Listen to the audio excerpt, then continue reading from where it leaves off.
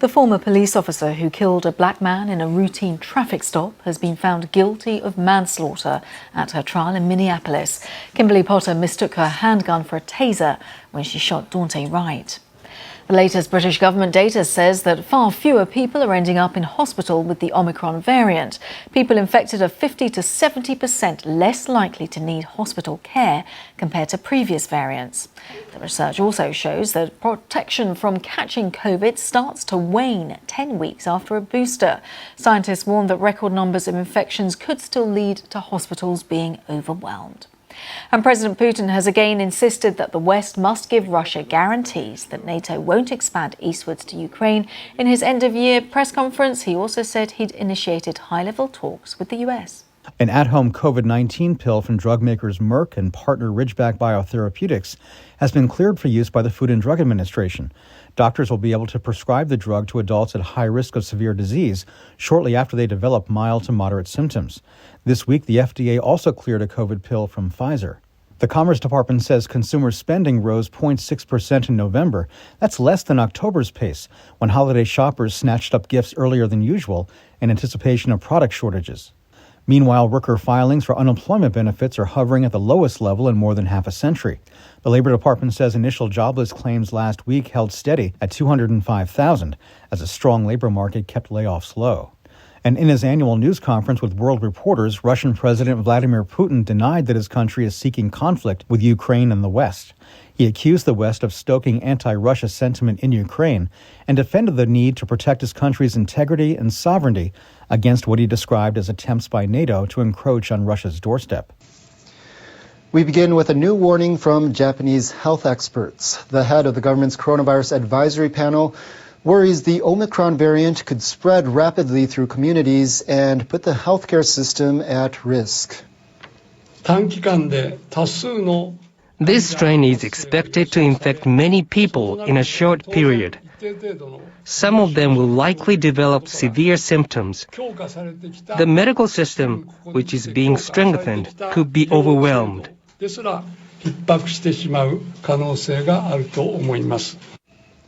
The remark comes one day after officials confirmed a family in Osaka Prefecture was infected with Omicron without leaving the country. Another apparent community infection was confirmed on Thursday. Officials in neighboring Kyoto Prefecture also detected a case without being able to trace the route of infection. Omi warned that a spike in cases could be on the way. He said reports from the UK and South Africa showed Omicron infections double every 2 to 3 days. When it comes to Omicron, existing vaccines now appear less effective at preventing serious illness. But studies suggest booster shots help increase protective antibodies. Omi warned that seniors who are vaccinated remain at higher risk of falling seriously ill. He called on them to get a third shot as soon as possible. Omi says infection risks are high during the New Year holidays when many people travel and attend gatherings. He called on the public to take thorough precautions and avoid non-essential trips. Meanwhile, the government plans to allow people in some areas to take tests for free to contain the new variant. The community transmissions of Omicron in Osaka and Kyoto have raised concern among residents. The cluster at a U.S. base in Okinawa is also worrying locals. More than 200 people at the U.S. Marine Corps' Camp Hansen in Okinawa have contracted the coronavirus.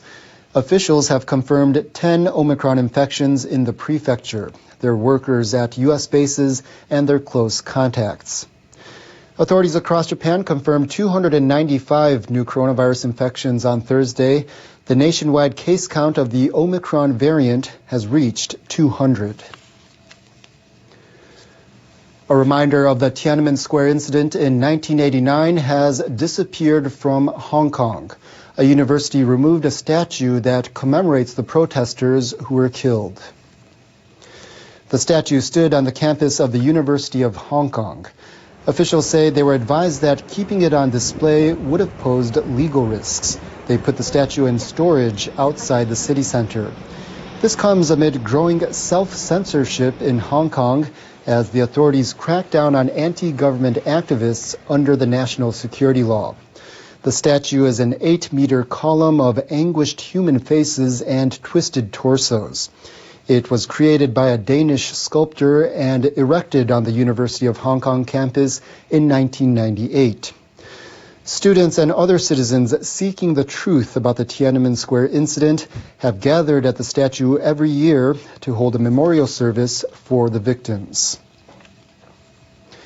We turn now to Afghanistan. The United Nations Security Council has taken a step to ease the flow of aid. It adopted a resolution that exempts humanitarian financial assistance from sanctions on the Taliban. The resolution says funds, goods, and services for humanitarian aid do not violate the sanctions. It also says the UN will check if the humanitarian aid reaches those who need it and report to the Security Council every 6 months. The Security Council will review the situation in 1 year. An economic crisis and food shortages in Afghanistan have worsened since the Taliban regained control in August and the country's overseas assets were frozen. There's been concern that financial assistance from NGOs could violate sanctions on Taliban leaders. The UN said in a statement that the Security Council's decision to exempt humanitarian financial assistance will help save lives and livelihoods. The National Hockey League will not send players to the upcoming Beijing Winter Olympics, meaning some of the world's best athletes won't compete. NHL Commissioner Gary Bettman says it's no longer feasible since COVID-19 has wreaked havoc on regular season schedules. 50 games have already been postponed. The NHL has not sent players to the Olympics since 2014. But the League and Players Association agreed to pause its season so players could represent their countries next year. The backtrack will no doubt be a setback for North American and European efforts to form national teams. The International Olympic Committee responded to the move, calling it a disappointment for players who will once again miss the opportunity to become Olympians.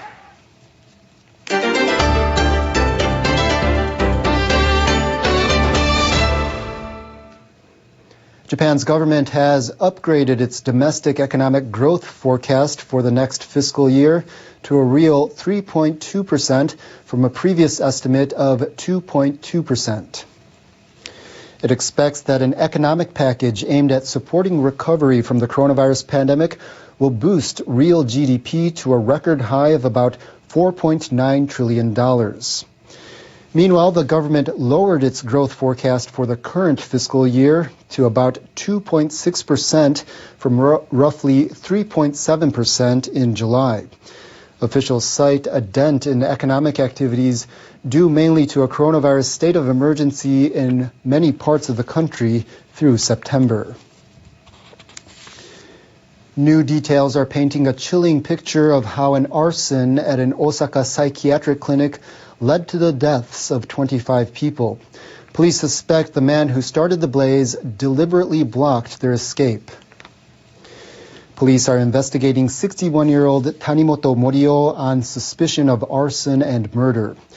Investigators say the victims were all found inside a treatment area that includes one person who remains in critical condition. Emergency responders found the suspect lying on the other side of the door close to the waiting area. Security footage apparently shows the man trying to prevent people from fleeing. Police say a camera also captured the suspect pouring gasoline from a bag onto the floor and setting the fire. He threw another bag towards a door leading to an emergency staircase. It caught fire and engulfed the area in flames. They add that they found part of a burned knife at the site. They suspect it was Tanimoto's. Sources say he was a patient at the clinic. He was among those taken to the hospital after the fire and remains in critical condition. Twin panda cubs at a zoo in Tokyo turned 6 months old on Thursday. They'll be displayed to the public next month.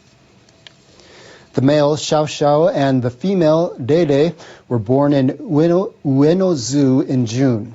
Zoo officials say the cubs, who weighed about 100 grams at birth, now weigh over 12 kilograms. The cubs live with their mother, Xinxin. She and her mate, Didi, are on loan from an organization in China. The officials say Xiao Xiao is playful and likes wrestling with his sister. But Dede appears uninterested and is seen mostly nibbling bamboo or playing in a water area.